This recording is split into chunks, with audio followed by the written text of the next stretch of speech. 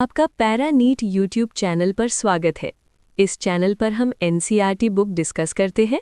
और कभी सोचा है कि एक हाथी हमेशा हाथी को ही जन्म क्यों देता है, या आम के बीज से हमेशा आम का ही पौधा क्यों उगता है? और शायद सबसे दिलचस्प सवाल तो ये है कि भाई बहन एक ही माता पिता के होते हुए भी इतने मिलते जुलते और फिर भी इतने अलग क्यों होते हैं। बिल्कुल, ये सवाल सुनने में जितने आसान लगते हैं, इनके पीछे जिंदगी का मतलब लाइफ का सबसे बड़ा रहस्य छिपा है। एक ब्लूप्रिंट, एक कोड जो हर लिविंग थिंग को बताता है कि उसे क्या बनना है। तो आज हम इसी गुत्थी को सुलझाने की एक गहरी कोशिश करेंगे।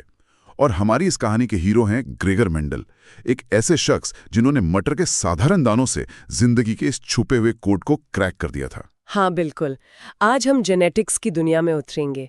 हम समझेंगे कि कैसे माता पिता से गुण, जिन्हें हम ट्रेट्स कहते हैं, बच्चों तक पहुंचते हैं। इस प्रोसेस को कहते हैं इनहेरिटेंस। और ये भी कि बच्चे अपने माता पिता की एग्जैक्ट कॉपी क्यों नहीं होते, उनमें जो फर्क होता है, जिसे हम वेरिएशन कहते हैं, वो कहाँ से आता है। चलिए तो क्या मेंडल के बगीचे से ही शुरू करते हैं। तो बात है 19वीं सेंचुरी की।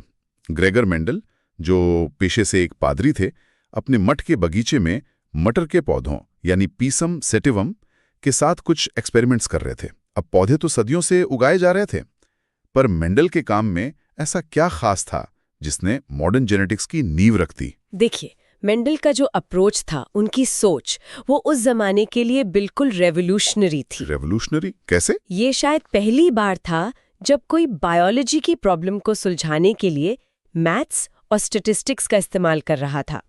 उस वक्त तक बायोलॉजी एक डिस्क्रिप्टिव साइंस थी, मतलब लोग बस चीजों को ऑब्जर्व करते और लिख लेते थे। अच्छा। लेकिन मेंडल ने एक कदम आगे बढ़ाया। उन्होंने हजारों पौधों पर काम किया, एक बहुत बड़ा सैंपल साइज लिया ताकि उनके रिजल्ट्स महज कोई इत्तेफाक ना हो, मतलब एक मजबूत पैटर्न पर आधारित हो। एग्जैक्टली। ये तो वाकई एक बड़ा लीप था, बायोलॉजी में मैथ का तड़का लगाना। पर इतने सारे पौधों में से उन्होंने मटर के पौधे को ही क्यों चुना? कोई खास वजह थी? हाँ, और यही उनका सबसे ब्रिलियंट मूव था। मटर का पौधा चुनना एक बहुत सोचा समझा फैसला था। पहली बात, इसकी लाइफ साइकिल छोटी होती है, तो वो कम समय में कई पीढ़ियों को स्टडी कर सकते थे। सही। दूसरा, इसमें सेल्फ पॉलिनेशन भी होता है और क्रॉस पॉलिनेशन भी आसानी से कराया जा सकता है। लेकिन सबसे बड़ी वजह थी कि मटर के पौधे में कई ट्रेट्स ऐसे थे जो बहुत क्लियर कट ऑपोजिट फॉर्म्स में आते थे। कोई कंफ्यूजन नहीं। ऑपोजिट फॉर्म्स जैसे कि? जैसे पौधे की हाइट, वो या तो लंबी होती थी या बौनी, बीच की कोई हाइट नहीं थी। अच्छा। फूल का रंग या तो बैंगनी था या सफेद, बीच का शेप या तो एकदम गोल था या फिर झुर्रीदार। उन्होंने ऐसे ही 7 पेयर्स ऑफ कंट्रास्टिंग ट्रेट्स चुने, जिससे उनके लिए डेटा को ट्रैक करना और एनालाइज करना बहुत आसान हो गया। ठीक है, तो इसे और आसानी से समझने के लिए चलिए एक ट्रेट को पकड़ते हैं, पौधे की हाइट। मेंडल ने एक लंबे पौधे का परागण एक बौने पौधे से कराया, जिसे क्रॉस पॉलिनेशन कहते हैं। तो इस जासूसी का पहला सुराग क्या मिला? यहीं से कहानी दिलचस्प हो जाती है। जब उन्होंने एक प्योर टॉल पौधे को एक प्योर ड्वार्फ पौधे से क्रॉस कराया, तो जो पहली पीढ़ी आई, जिसे हम F1 जनरेशन कहते हैं, उसमें सभी के सभी पौधे लंबे थे। एक मिनट, सारे के सारे लंबे? वो बौना पौधा गया कहाँ? मतलब लंबे पौधे के गुण ने बौनेपन के गुण को हमेशा के लिए मिटा दिया? This is weird. एग्जैक्टली। यही सवाल मेंडल के दिमाग में भी आया। ऐसा लगा जैसे बौनेपन का ट्रेट गायब हो गया हो। लेकिन वो गायब नहीं हुआ था, है ना? बिल्कुल नहीं, वो बस छिपा हुआ था। जब मेंडल ने F1 पीढ़ी में मिले इन लंबे पौधों का सेल्फ पॉलिनेशन कराया, तो जो अगली पीढ़ी मिली, F2 जनरेशन, उसमें उन्हें लंबे और बौने दोनों ही तरह के पौधे वापस मिल गए। अच्छा, वो वापस आ गया। पर क्या वो किसी भी रैंडम नंबर में वापस आया, या उसमें भी कोई पैटर्न था? और यही मेंडल की जीनियस थी। उन्होंने देखा कि ये हमेशा एक खास रेशियो में मिलते थे। F2 पीढ़ी में लगभग 4 पौधों में से लगभग 3 लंबे थे और एक बौना था। A consistent 3.1 ratio? बार बार, हर बार। वो 3.1, ये कोई इत्तेफाक तो नहीं हो सकता। ये बहुत सटीक लगता है। इसका मतलब मेंडल ने सिर्फ पौधे नहीं उगाए, उन्होंने प्रकृति का कोई छुपा हुआ पैटर्न, कोई कोड पकड़ लिया था। वो कोड क्या था? बिल्कुल, उन्होंने प्रपोज किया कि कुछ फैक्टर्स होते हैं जो पीढ़ी दर पीढ़ी बिना बदले माता पिता से बच्चों में ट्रांसफर होते हैं। अच्छा। आज हम इन्हीं फैक्टर्स को जीन्स कहते हैं। उन्होंने कहा कि हर ट्रेट के लिए, जैसे हाइट, हर पौधे के अंदर इन फैक्टर्स की एक जोड़ी होती है। और एक ही जीन के जो अलग अलग वर्जन्स होते हैं, जैसे लंबेपन का फैक्टर और बौनेपन का फैक्टर, उन्हें एलिल्स कहा जाता है। अच्छा, तो जीन एक आइसक्रीम जैसा है और अलील उसके फ्लेवर हैं, चॉकलेट या वनीला हैं, तो आइसक्रीम ही, बस वर्जन अलग अलग हैं। क्या बात है, इससे बेहतर एनालॉजी नहीं हो सकती। और यहीं से डोमिनेंट और रिसेसिव का कॉन्सेप्ट आया। राइट। जो अलील F1 पीढ़ी में खुद को एक्सप्रेस कर पाया, जैसे कि लंबापन, उसे उन्होंने डोमिनेंट कहा, और जो अलील मौजूद तो था पर छिप गया, जैसे बौनापन, उसे रिसेसिव कहा। और उन्होंने सिंबल्स का इस्तेमाल किया, कैपिटल टी और स्मॉल टी। हाँ, लंबेपन के लिए कैपिटल टी और बौनेपन के लिए स्मॉल टी। तो इसका मतलब ये हुआ कि एक लंबे पौधे का जेनेटिक मेकअप, जिसे जीनोटाइप कहते हैं, वो या तो टीटी हो सकता है या टीटी हो सकता है, पर बौना पौधा हमेशा टीटी ही होगा। क्योंकि बौनापन रिसेसिव है और वो तभी दिखेगा जब डोमिनेंट टी मौजूद ना हो। Perfectly put. और इन जेनेटिक कॉम्बिनेशंस के जो रिजल्ट्स हमें बाहर से दिखते हैं, जैसे पौधे का लंबा या बौना होना, उसे फिनोटाइप कहते हैं। बिल्कुल। ने एक बहुत सिंपल टूल बनाया जिसे हम पुनेट स्क्वायर कहते हैं। पुनेट स्क्वायर, हाँ। ये एक ग्रिड है जो हमें किसी भी क्रॉस के सभी पॉसिबल आउटकम्स की प्रोबेबिलिटी दिखाता है। जब हम टीटी और टीटी का क्रॉस कराते हैं तो पुनेट स्क्वायर साफ दिखाता है कि जीनोटाइप के लेवल पर एक टीटी, 2 टीटी और 1 टीटी बनने की संभावना है, यानी 1:2.1 का जीनोटाइपिक रेशो। करेक्ट। लेकिन क्योंकि टी डोमिनेंट है तो टीटी और टीटी दोनों ही लंबे दिखेंगे, इसलिए फिनोटाइप यानी जो हमें असल में दिखता है उसका रेशो 3 लंबे 1 बौना हो जाता है। ये पुनेट स्क्वायर तो स्कूल के दिनों की याद दिलाता है। तब ये सिर्फ एक चौकोर डिब्बा लगता था, पर अब समझ आ रहा है कि ये असल में भविष्य में झांकने वाली एक जादुई खिड़की जैसा है ना। हाँ, ये हमें संभावनाओं के बारे में बताता है। तो इन सब एक्सपेरिमेंट से मेंडल के हाथ कौन से नियम लगे? इन सिंगल ट्रेट एक्सपेरिमेंट्स, जिन्हें मोनोहाइब्रिड क्रॉस कहते हैं, से मेंडल ने 2 फंडामेंटल लॉज दिए। पहला लॉ ऑफ डोमिनेंस, जो कहता है कि जब 2 अलग अलग एलील साथ होते हैं तो एक यानी डोमिनेंट दूसरे पर हावी हो जाता है। बिल्कुल। और दूसरा लॉ ऑफ सेग्रीगेशन, जो कहता है कि जब गेमीट्स बनते हैं तो एलील की जोड़ी अलग हो जाती है, ताकि हर गेमीट को जोड़ी में से सिर्फ एक ही एलील मिले। तो ये हैं वो 2 नियम जिन्होंने जेनेटिक्स की दुनिया बदल दी। लेकिन लाइफ और नेचर हमेशा इतने सीधे साधे नियमों पर तो नहीं चलते। क्या हमेशा एक गुण पूरी तरह से जीत जाता है और दूसरा हार जाता है? I am a bit sceptical. आपका शक बिल्कुल जायज है। प्रकृति हमारे बनाए नियमों से कहीं ज्यादा कॉम्प्लेक्स है। मेंडल के बाद जब वैज्ञानिकों ने दूसरे जीवों पर प्रयोग किए तो उन्हें कुछ ऐसे पैटर्न्स मिले जो मेंडल के नियमों से अलग थे। एक क्लासिक एग्जाम्पल है इनकम्प्लीट डोमिनेंस। इनकम्प्लीट डोमिनेंस, जैसा नाम से लग रहा है, मतलब डोमिनेंस अधूरा रह गया। तो इसका मतलब यह है कि कोई भी गुण पूरी तरह से बॉस नहीं है। दोनों ने मिलकर एक बीच का रास्ता निकाल लिया। एग्जैक्टली। स्नैपड्रैगन नाम के एक पौधे में जब एक लाल फूल RR वाले पौधे का क्रॉस एक सफेद फूल RR वाले पौधे से कराया जाता है, तो मेंडल के हिसाब से F1 में या तो लाल या सफेद फूल होने चाहिए थे। सही। लेकिन F1 में सारे फूल गुलाबी RR होते हैं। वाह, तो उन्होंने कॉम्प्रोमाइज कर लिया। लाल और सफेद ने मिलकर गुलाबी बना लिया, एक खूबसूरत मिडिल पाथ। तो F2 पीढ़ी में क्या होता है? जब इन गुलाबी फूलों का सेल्फ पॉलिनेशन कराया जाता है तो F2 पीढ़ी में हमें लाल, गुलाबी और सफेद तीनों रंग के फूल वापस मिलते हैं, और वो भी 1:1 के अनुपात में। मतलब यहाँ जीनोटिपिक और फिनोटिपिक दोनों रेशियो 1:1 होते हैं। बिल्कुल। ये तो कमाल है। और क्या ऐसा भी हो सकता है कि कोई बीच का असर न दिखे, बल्कि दोनों लक्षण एक साथ बराबरी से दिखाई दें, बिना एक दूसरे में मिक्स हुए? हाँ, ऐसा भी होता है। उसे हम कोडोमिनेंस कहते हैं।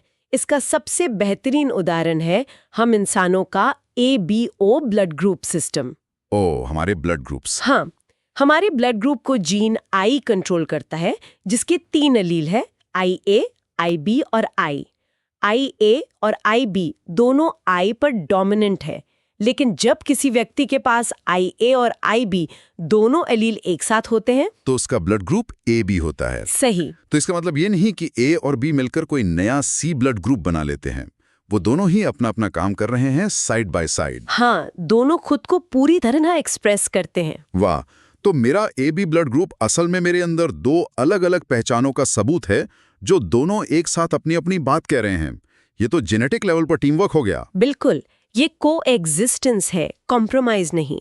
और ये मल्टीपल एलील्स का भी एक शानदार उदाहरण है, जहां एक ही ट्रेट के लिए आबादी में 2 से ज्यादा अलील मौजूद होते हैं। ठीक है, तो अब तक हमने एक गुण की कहानी समझी, लेकिन असल जिंदगी में तो हमें माता-पिता से गुणों का पूरा पैकेज मिलता है।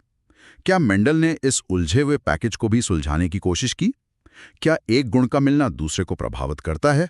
मेंडल ने ये सवाल भी पूछा, और यहीं से उनका तीसरा और बहुत महत्वपूर्ण नियम सामने आया।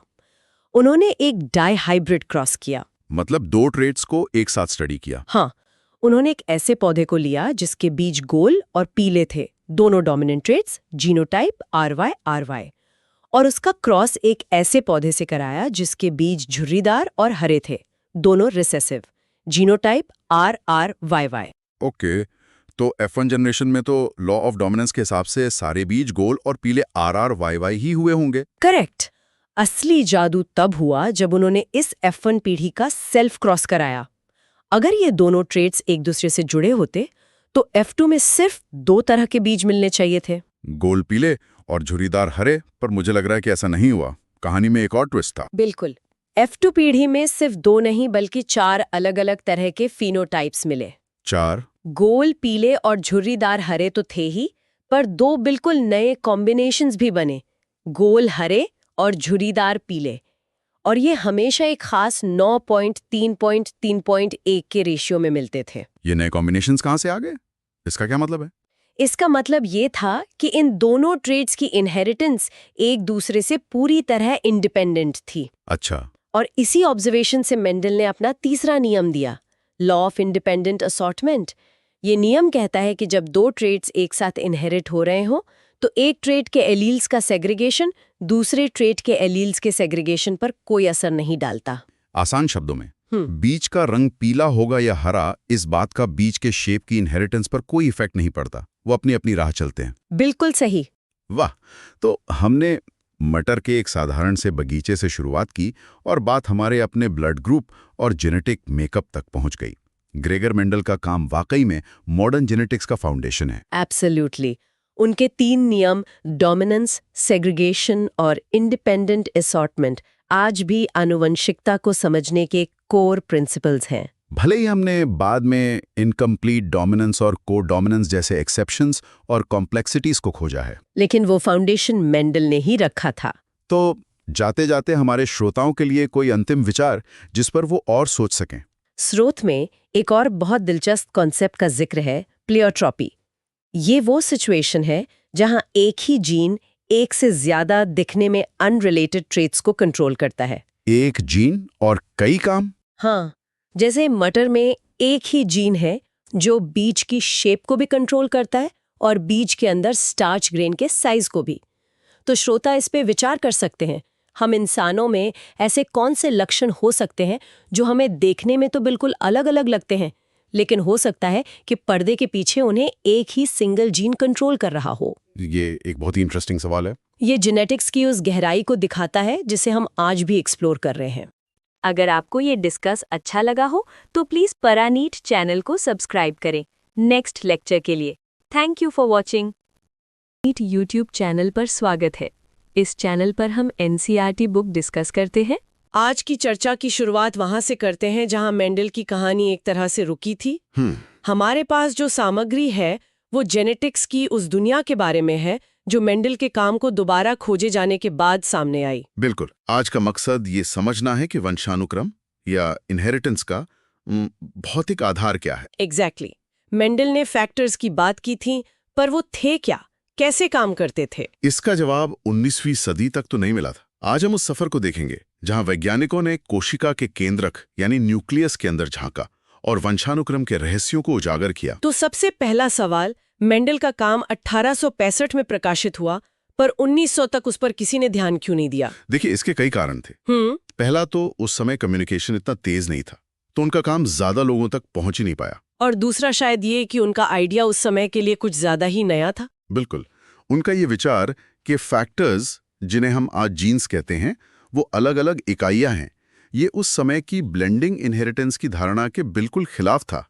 अच्छा, ब्लेंडिंग मतलब सब कुछ घुल मिल जाता है? हाँ, और तीसरा, उन्होंने बायोलॉजी को समझाने के लिए गणित और सांख्यिकी का इस्तेमाल किया, जो उस दौर के जीव वैज्ञानिकों के लिए एक बिल्कुल नई और शायद अस्वीकार्य बात थी। और सबसे जरूरी, वो इन फैक्टर्स का कोई फिजिकल प्रूफ नहीं दे पाए। सही पकड़ा आपने। वो ये नहीं बता पाए कि ये आखिर हैं क्या। तो फिर 1900 में ऐसा क्या बदला? टेक्नोलॉजी, माइक्रोस्कोपी में बहुत तरक्की हो चुकी थी। अच्छा। 1900 में 3 अलग-अलग वैज्ञानिकों ने, डी व्रीस, कॉरेंस और वॉन शिरमाक ने स्वतंत्र रूप से मेंडल के परिणामों को फिर से खोजा। वाह! और इस समय तक वैज्ञानिक कोशिका विभाजन देख सकते थे। उन्होंने देखा कि न्यूक्लियस में कुछ संरचनाएं हैं जो सेल डिवीजन से ठीक पहले दोगुनी होती हैं और फिर बढ़ जाती हैं। और ये रंगीन दिखती थी, है ना? इसीलिए क्रोमोसोम्स। Exactly, coloured bodies. यहां से बात वाकई दिलचस्प हो जाती है। किसी ने मेंडल के नियमों और इन क्रोमोसोम्स के व्यवहार में एक समानता देखी। सही कहा ना? बिल्कुल। 1902 में वॉल्टर सटन और थियोडोर बोवेरी ने ये देखा। उन्होंने मेंडल के जीन्स और क्रोमोसोम्स के व्यवहार के बीच एक पैरेलल लाइन खींची। जैसे कि? जैसे जीन्स जोड़ों में होते हैं, वैसे ही क्रोमोसोम्स भी जोड़ों में होते हैं। युग्मक यानी गैमीट बनते समय दोनों जीन्स अलग हो जाते हैं, ठीक वैसे ही जैसे समजातीय क्रोमोसोम्स अर्धसूत्री विभाजन यानी मियोसिस के दौरान अलग हो जाते हैं। अच्छा, तो ये तो सीधी सीधी समानता दिख रही थी। हाँ, और सिर्फ इतना ही नहीं, जीन्स के अलग-अलग जोड़े एक दूसरे से स्वतंत्र रूप से अलग होते हैं और क्रोमोसोम्स के जोड़े भी स्वतंत्र रूप से अलग होते हैं। तो इसी के आधार पर उन्होंने अपनी थ्योरी दी। हाँ, इसी समानता के आधार पर उन्होंने क्रोमोसोमल थ्योरी ऑफ इनहेरिटेंस पेश की। इसमें कहा गया कि क्रोमोसोम ही वो क्या कहते हैं, गाड़ियां हैं जो आनुवंशिक जानकारी को एक पीढ़ी से दूसरी पीढ़ी तक ले जाती हैं। ठीक है, तो थ्योरी तो बन गई, लेकिन इसका प्रायोगिक सत्यापन मतलब एक्सपेरिमेंटल वेरिफिकेशन किसने किया? इसका श्रेय जाता है थॉमस हंट मॉर्गन और उनके सहयोगियों को। उन्होंने फल मक्खी यानी ड्रोसोफिला मेलानोगास्टर पर काम किया। फल मक्खी ही क्यों?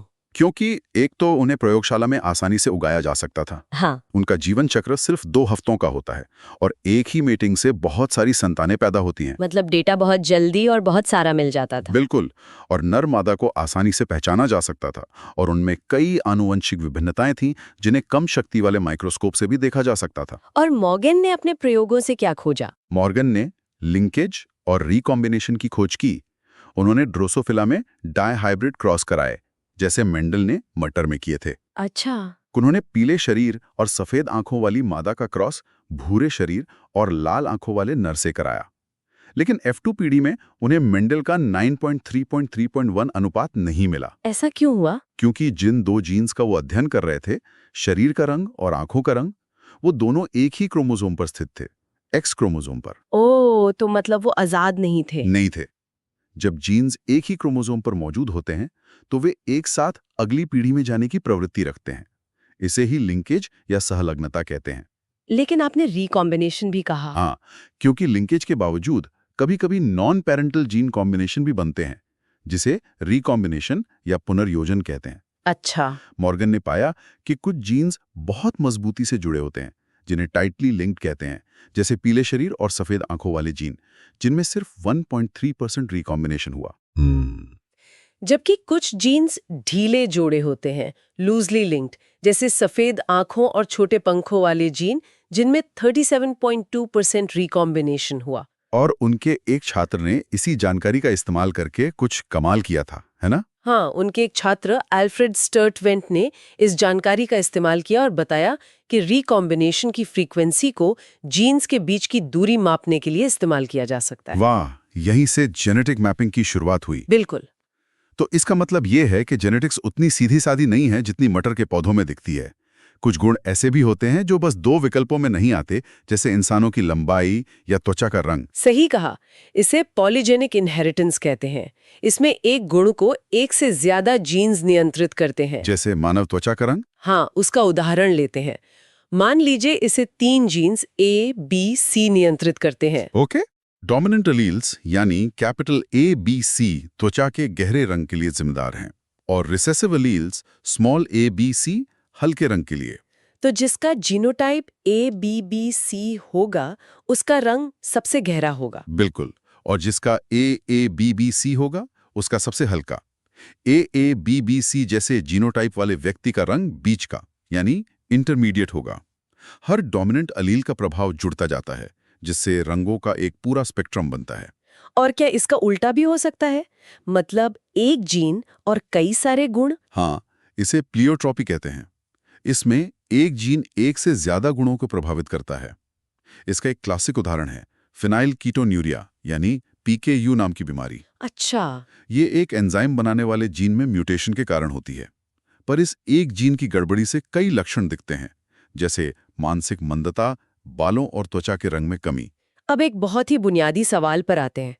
किसी जीव का लिंग कैसे निर्धारित होता है? इसकी शुरुआती खोज हेनकिंग ने की थी, है ना? हाँ, 1891 में हैंकिंग ने कुछ कीड़ों के शुक्राणुओं का अध्ययन करते हुए देखा कि 50% शुक्राणुओं में एक विशेष केंद्रीय संरचना थी, जबकि बाकी 50% में नहीं थी। उन्होंने उसे एक्स बॉडी कहा था। हाँ, पर वो इसका महत्व नहीं समझ पाए। बाद में पता चला कि ये एक्स बॉडी असल में एक क्रोमोसोम था। यहीं से सेक्स क्रोमोसोम्स और ऑटोसोम्स का कॉन्सेप्ट आया। और इसके अलग-अलग तरीके होते हैं, सही कहा ना? हाँ, कई तरीके हैं। जैसे टिड्डे में एक्सो प्रकार होता है, नर में सिर्फ एक एक्स क्रोमोसोम होता है, जबकि मादा में 2 होते हैं। और इंसानों में? इंसानों और ड्रोसोफिला में XY प्रकार होता है। नर हेट्रोगैमेटिक होते हैं, मतलब XY, और मादा होमोगैमेटिक, मतलब XX। और पक्षियों में इसका ठीक उल्टा होता है। सही। पक्षियों में ZW प्रकार होता है। यहाँ मादा हेट्रोगैमेटिक ZW होती है और नर होमोगैमेटिक ZZ होता है। अगर हम इंसानों की बात करें तो ये प्रक्रिया कैसे काम करती है? इंसानों में 23 जोड़ी क्रोमोसोम्स होते हैं, 22 जोड़ी ऑटोसोम्स और 1 जोड़ी सेक्स क्रोमोसोम्स। मादा में XX और नर में XY होते हैं। तो नर 2 तरह के शुक्राणु बनाता है, 50% में X क्रोमोसोम और 50% में Y क्रोमोसोम होता है। जबकि मादा सिर्फ एक ही तरह के अंडाणु बनाती है। हाँ, जिनमें हमेशा X क्रोमोसोम होता है। तो अगर X वाला शुक्राणु अंडाणु से मिलता है तो भ्रूण XX यानी लड़की बनता है। और अगर Y वाला शुक्राणु मिलता है तो भ्रूण XY यानी लड़का बनता है। बिल्कुल। ये बात साफ करती है कि बच्चे का लिंग शुक्राणु पर निर्भर करता है, न कि मां पर। ये बहुत जरूरी बात है। इसलिए लड़की के जन्म के लिए महिलाओं को दोषी ठहराना वैज्ञानिक रूप से पूरी तरह गलत और दुर्भाग्यपूर्ण है। बिल्कुल। एक और अनोखा मामला मधुमक्खियों का है। हाँ, मधुमक्खियों में हैप्लोडिप्लॉइड सिस्टम होता है। ये क्या होता है? यहाँ मादाएं यानी रानी और श्रमिक डिप्लॉयड होती हैं। उनमें 32 क्रोमोसोम्स होते हैं और वे निषेचित अंडे से बनती हैं। और नर, जिन्हें ड्रोन कहते हैं, वे हैप्लॉइड होते हैं। उनमें 16 क्रोमोसोम्स होते हैं। एक मिनट, तो वो कैसे बनते हैं? वे अनिषेचित अंडे से, मतलब अनफर्टिलाइज्ड एग से पार्थेनोजेनेसिस द्वारा बनते हैं। ये तो कमाल है। इसका मतलब नर मधुमक्खियों का कोई पिता नहीं होता। सही, उनका कोई पिता नहीं होता और उनके बेटे नहीं हो सकते, लेकिन उनका एक नाना होता है और उनके पोते हो सकते हैं। वाह, ये तो जेनेटिक्स की सबसे दिलचस्प पहेलियों में से एक है। बिल्कुल। तो आज हमने मेंडल के काल्पनिक फैक्टर्स से लेके क्रोमोसोम्स की भौतिक सच्चाई तक का सफर तय किया।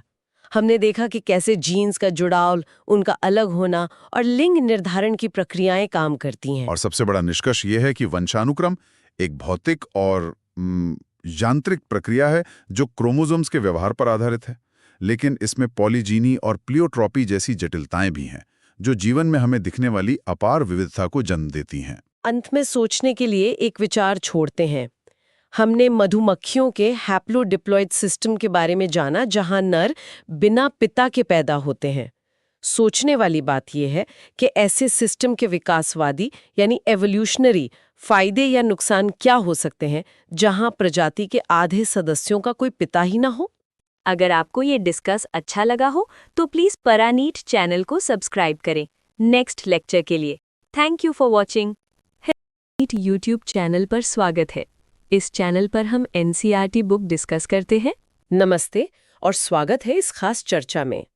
आज का हमारा विषय जेनेटिक्स यानी आनुवंशिकी की दुनिया से है।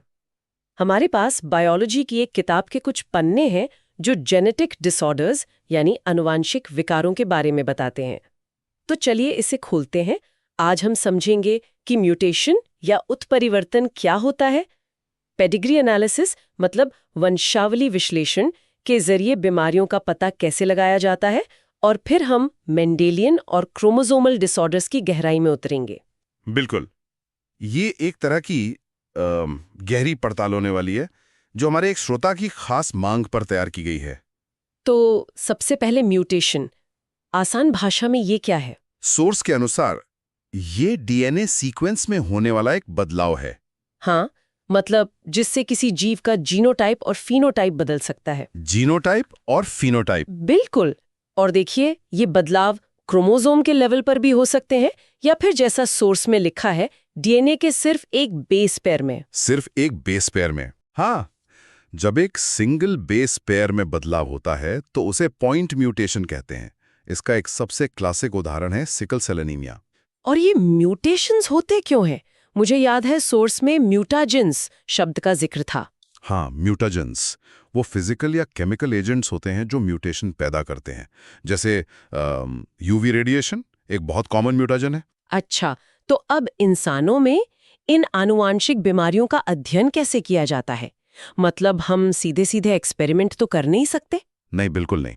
और यहीं पर पेडिग्री एनालिसिस की भूमिका आती है। Pedigree analysis? इसमें हम किसी खास लक्षण या बीमारी का कई पीढ़ियों तक विश्लेषण करने के लिए एक फैमिली ट्री या कहिए वंशावली चार्ट बनाते हैं। सोर्स में दिए गए सिंबल्स जो फिगर 4.13 में है काफी दिलचस्प है। स्क्वायर का मतलब है पुरुष और सर्कल का मतलब है महिला। हाँ, और अगर कोई सिंबल रंगा हुआ मतलब शेडेड है तो उसका मतलब है कि वो व्यक्ति उस बीमारी से प्रभावित है। और ये जो लाइनें हैं जो सिंबल्स को जोड़ती हैं, वो भी बहुत महत्वपूर्ण है। एक पुरुष और महिला के बीच हॉरिजॉन्टल लाइन का मतलब है मीटिंग, और अगर रिश्तेदारों के बीच मीटिंग हो तो डबल लाइन का इस्तेमाल होता है। तो इस चार्ट को देखकर हम बीमारी के इनहेरिटेंस पैटर्न का पता लगा सकते हैं। एग्जैक्टली हम पैटर्न ढूंढते हैं कि वो डोमिनेंट है या रिसेसिव। चलिए, तो अब जेनेटिक डिसऑर्डर्स की जो दो बड़ी श्रेणियां सोर्स में बताई गई हैं उन पर आते हैं, मेंडेलियन और क्रोमोसोमल। पहले मेंडेलियन डिसऑर्डर्स की बात करते हैं। ठीक है, तो मेंडेलियन डिसऑर्डर्स वो हैं जो किसी एक जीन मतलब सिंगल जीन में बदलाव या म्यूटेशन की वजह से होते हैं। और पेडिग्री एनालिसिस से इन्हें आसानी से ट्रेस किया जा सकता है ना? हाँ बिल्कुल, क्योंकि पैटर्न बहुत साफ होता है। चलिए कुछ उदाहरणों पर नजर डालते हैं। पहला है कलर ब्लाइंडनेस यानी वर्णांधता। कलर ब्लाइंडनेस, हाँ, ये एक सेक्स लिंक्ड रिसेसिव डिसऑर्डर है जो एक्स क्रोमोसोम पर मौजूद जीन में म्यूटेशन के कारण होता है। अच्छा, एक्स क्रोमोसोम पर, शायद इसीलिए ये पुरुषों में ज्यादा आम है। बिल्कुल सही। पुरुषों में लगभग 8% पुरुष इससे प्रभावित होते हैं, जबकि महिलाओं में ये सिर्फ 0.4% है, क्योंकि पुरुषों में एक ही एक्स क्रोमोसोम होता है। तो उनके पास कोई बैकअप नहीं होता। कोई बैकअप नहीं। अगला है हीमोफीलिया। ये भी एक सेक्स लिंक्ड रिसेसिव डिसऑर्डर है। इसमें खून का थक्का नहीं जमता, सही कह रही हूं मैं? हाँ, इसमें ब्लड क्लॉटिंग के लिए जरूरी एक प्रोटीन की कमी हो जाती है। क्वीन विक्टोरिया का परिवार इसका एक बहुत प्रसिद्ध उदाहरण है। अच्छा, हाँ, मैंने पढ़ा है, जहां यह बीमारी एक कैरियर महिला से उनके पुरुष वंशजों में फैली थी। जी। अब बात करते हैं सिकल सेल एनीमिया की। सोर्स कहता है कि ये एक ऑटोसोम लिंक्ड रिसेसिव ट्रेट है। इसका क्या मतलब हुआ? इसका मतलब ये है कि ये बीमारी सेक्स क्रोमोसोम पर नहीं होती, मतलब ये एक्स या वाई लिंक्ड नहीं है। ओके। और ये तभी होती है जब माता और पिता दोनों इसके कैरियर हों। अगर सिर्फ एक से जीन मिलता है तो व्यक्ति सिर्फ कैरियर होता है, बीमार नहीं। सोर्स में दिया गया चित्र फिगर 4.15 बहुत स्पष्ट है। इसमें दिखाया गया है कि छठे स्थान पर ग्लूटामिक एसिड की जगह वैलिन आ जाता है। हाँ, हीमोग्लोबिन के बीटा ग्लोबिन चेन में। और डीएनए में GAG की जगह GTG हो जाता है। बस इतना सा बदलाव। बस इतना सा, एक सिंगल पॉइंट म्यूटेशन।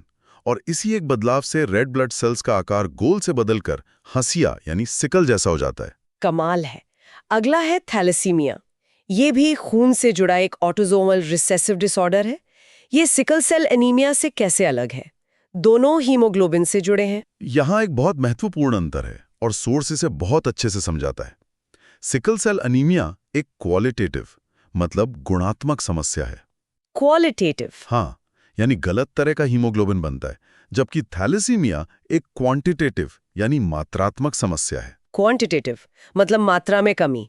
बिल्कुल, इसमें हीमोग्लोबिन की अल्फा या बीटा ग्लोबिन चेन का प्रोडक्शन ही कम हो जाता है या होता ही नहीं है। तो एक में गलत प्रोटीन है, दूसरे में कम प्रोटीन है। अच्छा, ये बहुत बड़ा अंतर है। बहुत बड़ा।